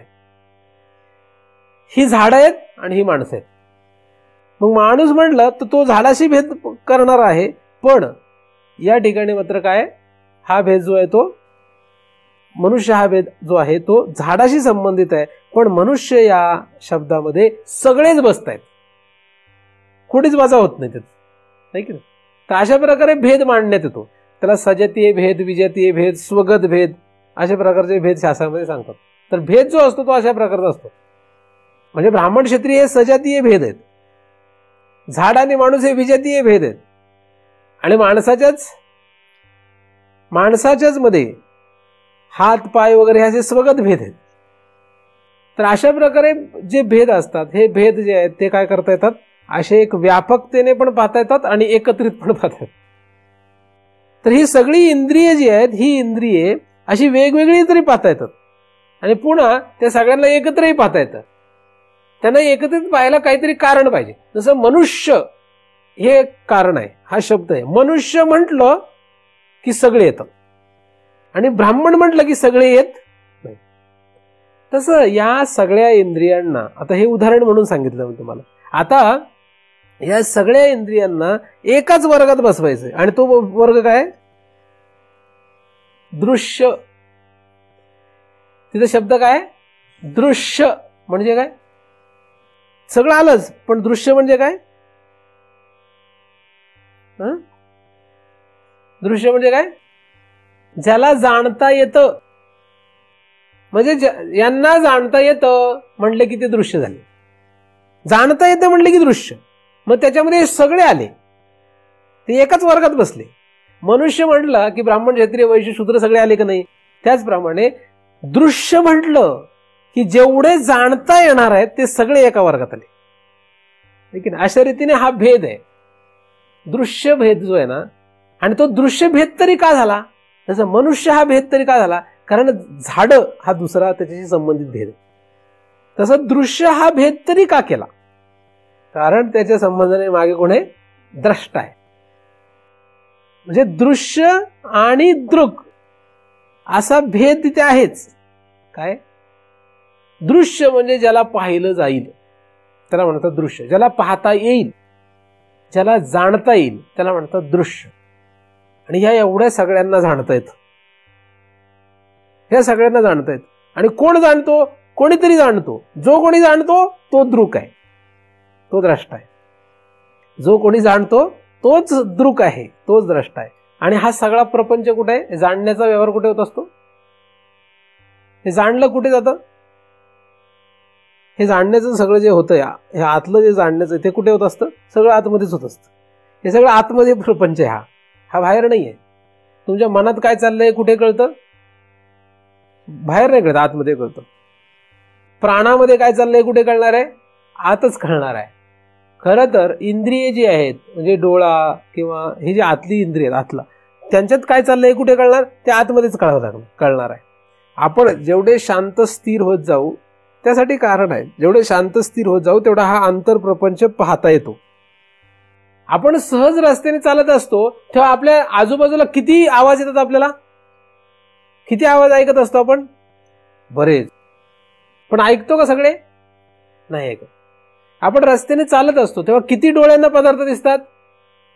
किती दिसतात? 2 दिसतात, 3, अनेक. पण किती पाहतो आपण? दिसतात सगळे पण पाहत नाही. कमी दिसतं, कमीच पाहतो आपण, कमी ऐकतो. सगळं ऐकत नाही, सगळं पाहत नाही. म्हणजे पाहता येतंय सगळ्यांना पण सगळेच नाही पाहत. त्याचप्रमाणे आतमध्ये जे आतली सगळे काही दृश्य आहे, हे सगळं दृश्य आपल्याला जरी सगळं दिसत असलं तरी सगळं आपण पाहत नाही, गरजेपुरतच पाहतो. आपल्याला जे गरजेचं वाटतं तेवढं पाहतो. मनामध्ये किती उत्पात येतात, मनामध्ये किती गोंधळ होतो, हा सगळा गोंधळ आपण पाहू शकतो पण हा सगळा पाहत नाही. पण हा सगळा जर पाहायला लागलो तर फार वाईट होईल. म्हणून खरं तर सगळं पाहत बसू नये. कारण रस्त्याने चालण्याला प्रत्येक गोष्ट जर पाहायला लागलो आपण तर काय होईल? चालू का आपण पुढे? चालता येईल का आपलं? रस्त्याने जाताना सगळंच पाहायचं ठरवलं तर जमेल काय?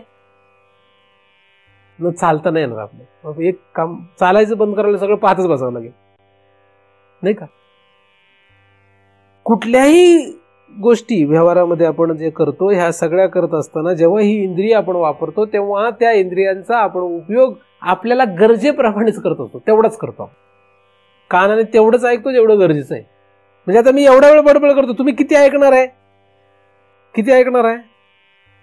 जेवढं तुम्हाला गरजेचं वाटतंय तेवढंच ऐकणार आहे का मी सगळं सांगितलेलं ऐकणार आहे?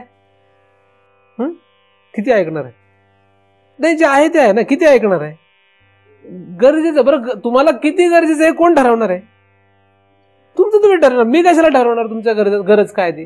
तुम्हाला वाटतंय ते तुम्ही ठरवणार की मला एवढी गरज आहे, मी एवढं ऐकलं, आहे की नाही? तुमचं तुम्ही ठरवणार. म्हणजे आपण प्रत्येक व्यवहारामध्ये, प्रत्येक जाणण्यामध्ये, व्यवहार म्हणण्यापेक्षा प्रत्येक कळून घेण्यामध्ये, प्रत्येक जाणण्यामध्ये आपण काय करत असतो? फक्त आपल्याला गरजेचं आहे तेवढंच घेत असतो. जसं बाहेरचं आहे तसंच आतमध्ये आहे.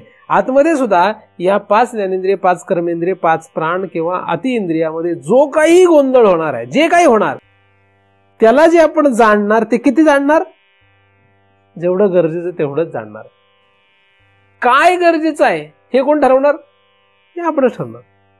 आणि काय गरजेचं आहे हे ठरवण्यामध्ये अनंत जन्म जातात. काय घ्यावं त्यातलं, जसं बाजारात गेल्यानंतर काय घ्यावं हे कळण्यामध्ये बराच वेळ जाते का नाही? का नाही जात? भाजी मार्केटमध्ये समजा गेलो आपण तर कुठली भाजी घ्यावी हे कळण्यामध्ये बराच वेळ जातो का नाही? कापड मार्केटमध्ये गेलो तर कापड घेण्यामध्ये किती वेळ जाते? आहे भरपूर, दिसतंय सगळं, पण घेण्यामध्ये वेळ जाते. तसंच ह्या अतिइंद्रियामधून किंवा 5 ज्ञानेंद्रिय, 5 कर्मेंद्रिय किंवा यांच्यामध्ये चाललेल्या ह्या सगळ्या गोंधळामधून काय घ्यावं हे कळण्यामध्ये किती वेळ जाते? अनंत जन्म जातात. किती जन्म घालवलेत आपण? अनंत जन्म हे घालवलंय, वेळ घालवले आंतरपदार्थांचा भेद लक्षात घेण्यामध्ये. कापड दुकानामध्ये गेल्यानंतर जर आपल्याला समजा उदाहरणार्थ साड्या विकत घ्यायची, आता साडी विकत घ्यायची तर किती घ्यायची असते? 1 घ्यायची असते. किती साड्या पाहतो? 100 पाहतो. 100 मधून 1 निवडण्यासाठी किती वेळ जाते? किती काय काय करावं लागतंय, हे की नाही? काय काय करावं लागतं हे सगळ्यांना माहिती आहे. त्याचप्रमाणे या अतिइंद्रियांचा भेद लक्षात घेण्यासाठी अनंत जन्म घालवले तरी त्यातला भेद लक्षात येत नाही. तरी साडी घरी घेऊन आल्यानंतर असं लक्षात येतं की ती साडी हुकली, ही घ्यायचीच नव्हती, ती दुसरी होती घ्यायची. परत जातो आणि दुकानदाराला म्हणतो अहो ही नव्हती, ती पाहिजे होती मला. मग तो म्हणतो आता एकदा घेतलेली बदलून देत नाही, असला ओळखीचा देतो बदलून. त्याचप्रमाणे ह्या आंतर पदार्थांचा म्हणजे या सगळ्या दृश्याचा भेद आपण लक्षात घेण्यामध्ये अनंत जन्म फिरलो. मग आम्हाला म्हणतो अहो चुकलो हो यावेळेस. तो म्हणतो आता नाही, आता गटाकड्या खा, सगळे जन्म फिरून ये, मग बघू पुढच्या वेळेस, आता वापरा ही साडी. पुढच्या वेळेस घ्या दुसरी, मग काय आहे की नाही. तसं ह्या आतला जो गोंधळ आहे हा दृश्य पदार्थांचा, हा दृश्य पदार्थांचा गोंधळ, तो भेद जाणण्यामध्ये अनंत जन्म जातो. तो भेद लक्षात नाही. का लक्षात येत नाही? कारण काय लक्षात घ्यावं, काय पाहावं, काय दृश्य लक्षात घ्यावं हे कळत नाही. पण आहे, पाहतोय आपण, पाहतोय हे की नाही. सगळेजण पाहतो. इथे बसलं कोण आहे याचं पाहत नाही. जन्माला लहान पोरं असू दे किंवा म्हातारा माणूस, सगळे काय करतात, आतमध्ये पाहत असतात. आपल्याला असतं एकदम लहान नेणतं पोरग आहे, तो काही पाहत नाही आतमध्ये, ते पण पाहत असतं. सगळं करतं, ते सगळं माहित असतं त्याला. आपल्यासारखं त्याला माहित नसतं, त्याचं त्याला माहित असतं काय. आपल्यासारखा तो नसतो म्हणून आपल्याला वाटतं नेणतंय. आपण नेणतं का म्हणतो? आपण त्याला नेणतं म्हणायचं कारण काय असतं? आपले नियम त्याला माहित नसतात. हा, त्याला वेगळं असतं ना, आपलं वेगळं असतं. पण तो त्याला सगळं माहित असतं काय चाललंय. मग हळूहळू तो आपल्यासारखा होत जातो. मग आपण म्हणतो हा आता त्याला कळायला लागलं बरं का. मी तुम्हाला कळायला लागलं असं कधी म्हणेन? माझ्याप्रमाणे तुम्ही कळून घेतलं की म्हणा जमतंय आता बरं का, कळायला लागलं. एखाद्या मुलगा जर गाडी शिकायला लागला तर शिकवणारा मनुष्य कधी म्हणतो हा ह्याला कळतंय आता? त्याच्यासारखं चालवायला लागला की मग म्हणतोय आता कळायला लागलं याला, नाही का. म्हणजे कळणं म्हणजे काय असतं? कळणं म्हणजे काय असतं? जो कळून देणार आहे त्याच्याप्रमाणे कळलं की म्हणतो कळलं, आणि त्याच्याप्रमाणे नाही कळलं की याला काही कळत नाही असं कधी म्हणतात. म्हणून खरं तर सगळ्यांना कळत असतं, पण न कळणे हा जो शिक्का लागतो तो कामुळे लागतो? तुमच्याप्रमाणे कळत नाही असं म्हणावं, ठीक आहे. आपल्याप्रमाणे कळत नाही पण कळतंय सगळ्यांना, ठीक आहे. त्याचप्रमाणे ह्या आतीइंद्रियामध्ये असलेला जो गोंधळ आहे, इकडे आतमध्ये असलेला जो सगळा काही गोंधळ आहे, हा कळतोय सगळ्यांनाच. पण कसा कळायला पाहिजे होता? दृश्य रूपाने कळायला पाहिजे होता. काय? दृश्य रूपाने कळायला पाहिजे. हे दृश्य आहे फक्त, आणि त्याला पाहणारा मी द्रष्टा आहे, फक्त एवढंच कळायला पाहिजे होतं. मग त्याची विभागणी करण्याचा काय प्रश्न होता? केला तो. म्हणजे काय गोंधळ घातला तो? बराच घातलाय गोंधळ, ते काय एवढं कमी गोंधळ नाही घातला. भेद काय? भेद काय? जेव्हा जन्माला आली माणसं, सृष्टीची उत्पत्ती झाली, माणसं जन्माला आली, मराठा आणि मांग होता काय? होता मराठा आणि मांग? नाही होता. श्रीमंत आणि गरीब तरी होता? हा श्रीमंत आहे ना हा गरीब, असं होतं. हे नंतर तयार झाला. श्रीमंत हा गरीब, मराठा आणि मांग, ब्राह्मण आणि क्षत्रिय, हे नंतर तयार झाले सगळे. त्याला कोण कारण होते त्याचा मी अभ्यास सांगत नाही, पण हे नंतर तयार झाले ना. आधी फक्त माणूस होता, फक्त माणूस म्हणता येईल, बस एवढंच होता, माणूस. भेद निर्माण कोणी केला? मग गोंधळ कोणी घातलाय? आता खरं तर हे सगळे जे आतला गोंधळ आहे, हे जेवढं काही आहे, इतका मोठा गोंधळ आहे आतमध्ये, हा सगळा जो भेद आहे हा सगळा एकाच वर्गात आहे. कुठल्या? दृश्य. हे दृश्य आहेत, दृक नाही आहेत, दृश्य आहेत. मग दृश्य आहेत असं म्हटलं की सगळंच काम संपतंय. पण ते सगळं काम संपतंय हे झालं शाब्दिक, ते संपत नाही ना. कारण माणसं म्हणतात महाराज आमचं मन अस्थिर राहतो. तुम्ही म्हणायची गरजच नाही. तुमच्या मनामध्ये जो काही गोंधळ आहे हाच तुम्हाला लोळावणार आहे. हे चांगलं आहे, वाईट आहे, हे शुभ आहे, अशुभ आहे, हे बरं नाही, असं करायला नको. म्हणजे हे सगळा जो भेद आहे हा पोटभेद, दृश्यामधला पोटभेदाचा थैमान कोणी घातलंय? हे जो भेद आहे हा भेद, भेद भेद हा काय असतो? अमंगळ असतो. भेद हा अमंगळ आहे असं शास्त्र सांगतं. आतमधला भेद काय? अमंगळ आहे. भेद काय? भेदाभेद अमंगळ. मग अमंगळ गोष्ट धरून बसलोय, अमंगळ आहे ते. अमंगळ म्हणजे चांगलं नसलेलं, मंगल नसलेलं, मंगलमय नसलेलं, म्हणजे ही नसलेलं. हा भेद जो आहे तो भेद आपण टिकवून धरलाय. कुठला भेद? दृग्दृश्य भेद नाही. इथे दृग्दृश्य भेद सांगतायत, आपल्याला तिथे जायचंय, अजून त्याचा विचार करायचा आहे. पण आधी आपण काय धरून बसलोय हे मी सांगतोय. आपण दृश्यामध्ये भेद धरून बसलोय. नुसतं एक जरी इंद्रिय घेतलं आपण, एकच, त्या इंद्रियाने जेवढे भेद दाखवले त्याच्यात रममाण आहे आपण. एकाच इंद्रियाने दाखवलेल्या असंख्य भेदामध्ये रममाण आहे. उदाहरणार्थ मन, या मनाने किती भेद दाखवलेत? काम, क्रोध, लोभ, मोह, मद, मत्सर, प्रेम, दया, करुणा, शोक, हर्ष, भय, क्रोध, किती भेद आहेत.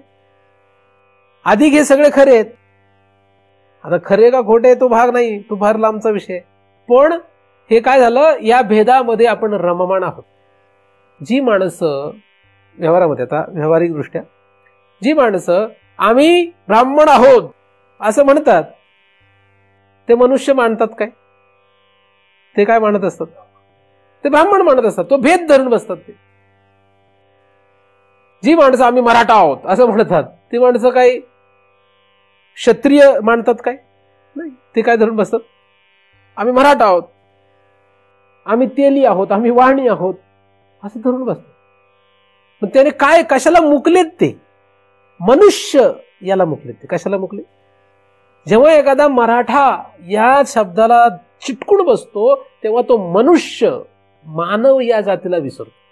मानव या जातीला तो भुललेला असतो. त्याला ते लक्षात राहत. लक्षात. एखादा ब्राह्मण, मी ब्राह्मण आहे असं म्हटला की मग एकदा भुकेने जरी शूद्र मरत असेल तर त्याला पाणी पाजणार नाही. तहान भुकेने मरत असेल त्याला पाणी पाजणार, कारण तो काय समजतो, मी कोण आहे? ब्राह्मण आहे. ह्या भेदाने वाटोळं झालं जगाचं. जगामध्ये जो भेदाभेद आहे हा सगळा अमंगळ आहे. हा का झाला, कशासाठी झाला, हा फार मोठा विषय. आता हे जे सांगितले मी सगळे तुम्हाला उदाहरणं सांगितली.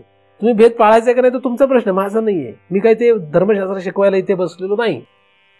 पण जो भेद आहे, या भेदाने काय होत असतं, भेदावर दृष्टी असल्यामुळे काय होत असतं, मनुष्यत्वाला मुकत असतो. त्याचप्रमाणे ह्या इंद्रियांच्या भेदावर जर आपण लक्ष दिलं, आहे फार मोठा भेद आहे, याच्यावर जर लक्ष दिलं तर दृश्य हा जो एकच भाग आहे, दृश्य, हे सगळे दृश्य या वर्गात आहेत म्हटल्यानंतर विषय संपतो.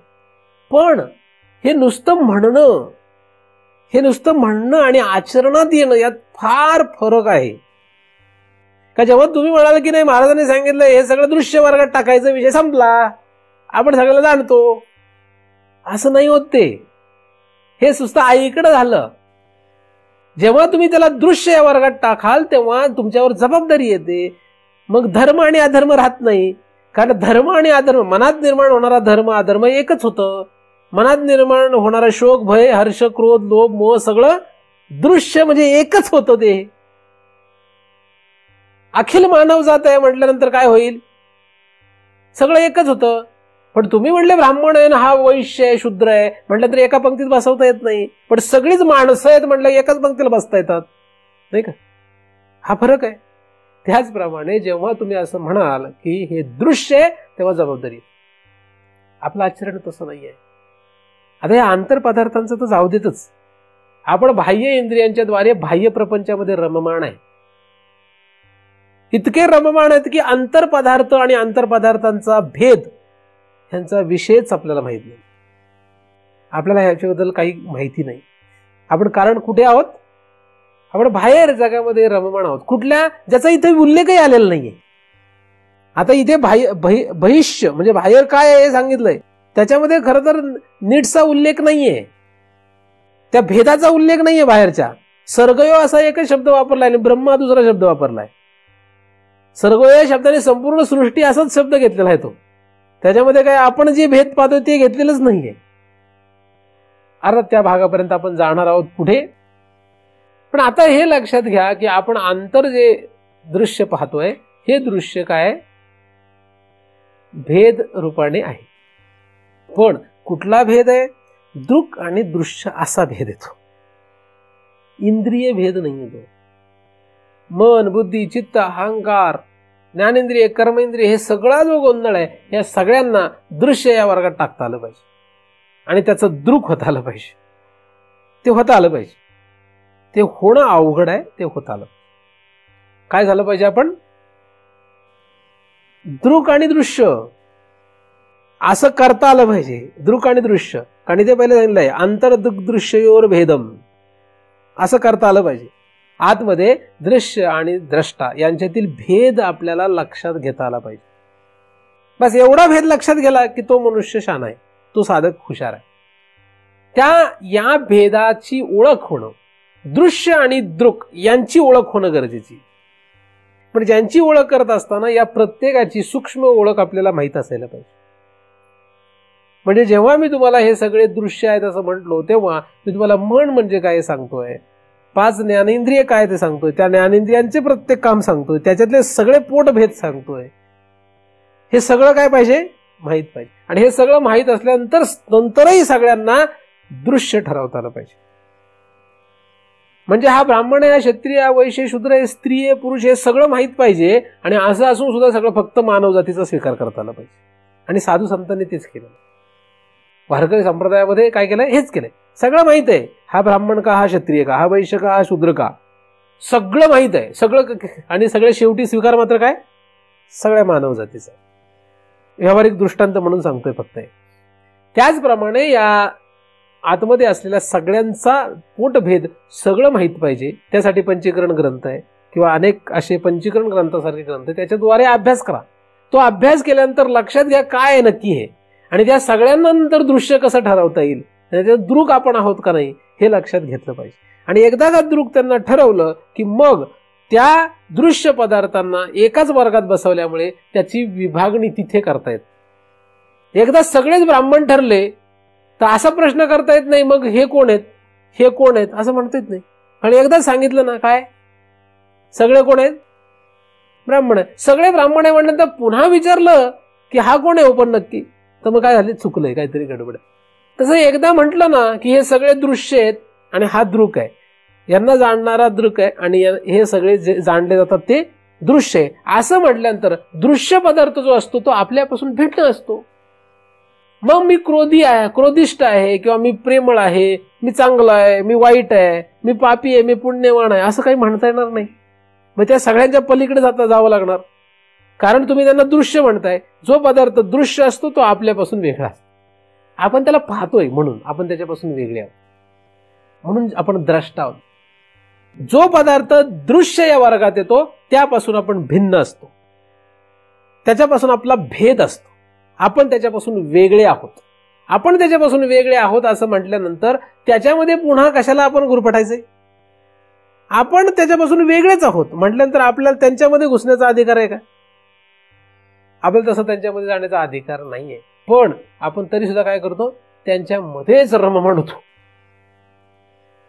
आपण जर या 5 ज्ञानेंद्रिय, 5 कर्मेंद्रिय, 5 प्राण किंवा अतिइंद्रिय यांचे जाणते आहोत, यांच्यापासून वेगळे आहोत असं जर असेल तर ह्या सगळ्यांपासून आपण जो या शरीराच्या बाहेरचा जो प्रपंच आहे त्यांच्यापासून वेगळे आहोत का त्यांच्यातलेच आहोत.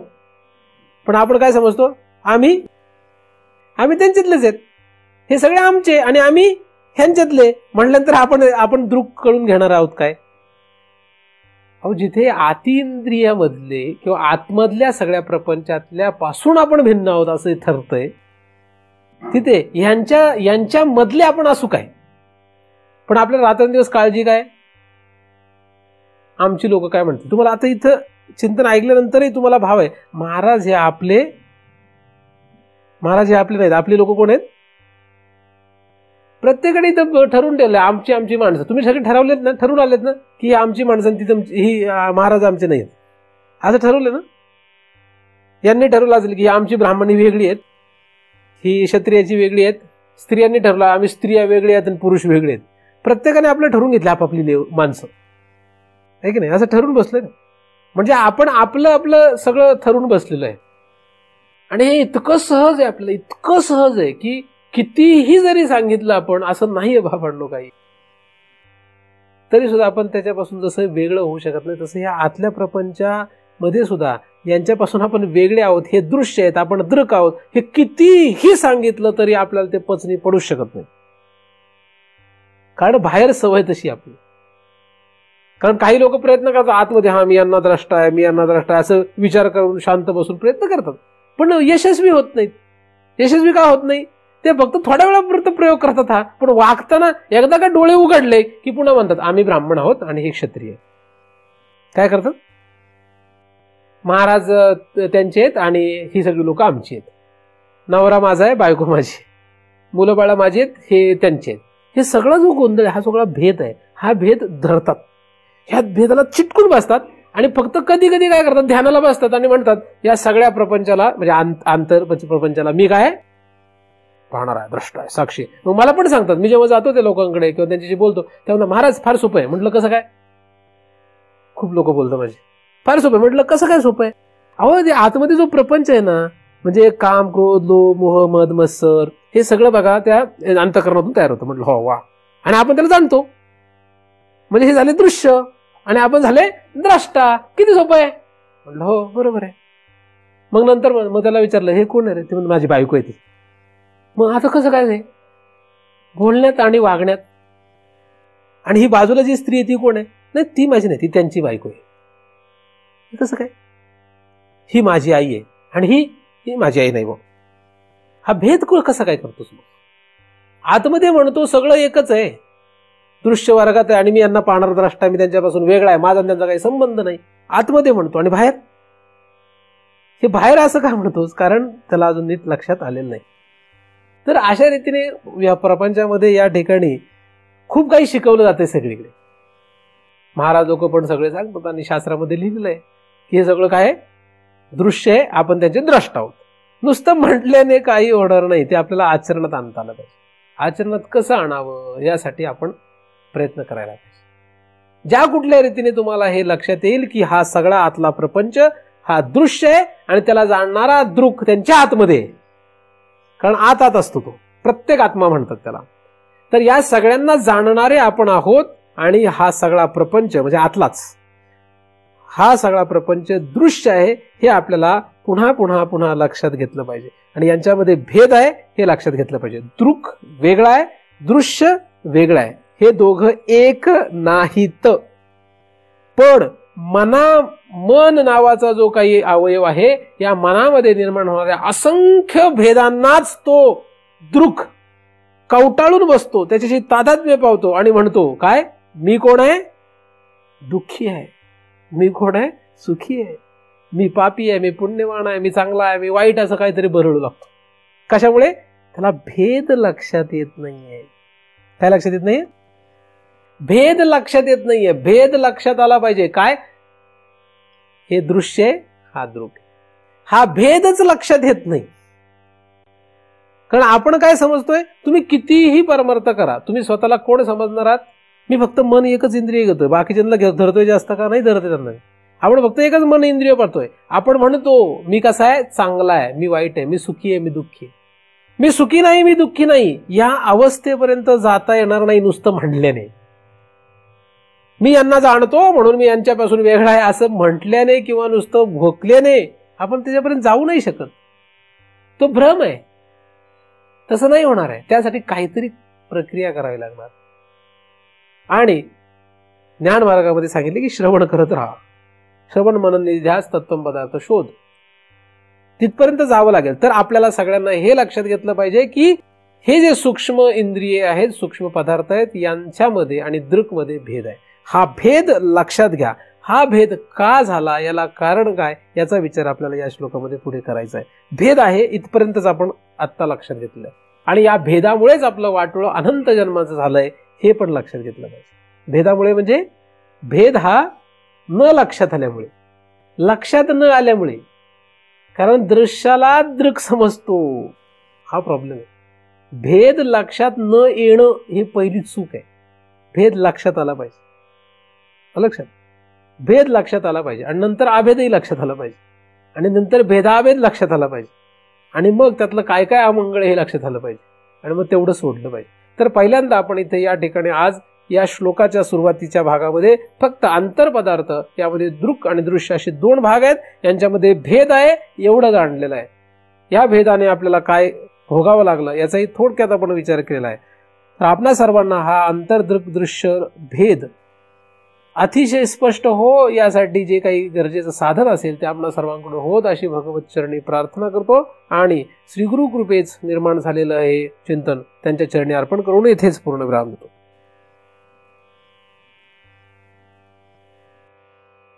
पुंडलीक वरदा हरी विठ्ठल श्री ज्ञानदेव तुकाराम पंढरीनाथ भगवान की जय. माऊली ज्ञानेश्वर महाराज की जय. जगद्गुरु तुकाराम महाराज की जय. सद्गुरुनाथ भगवान की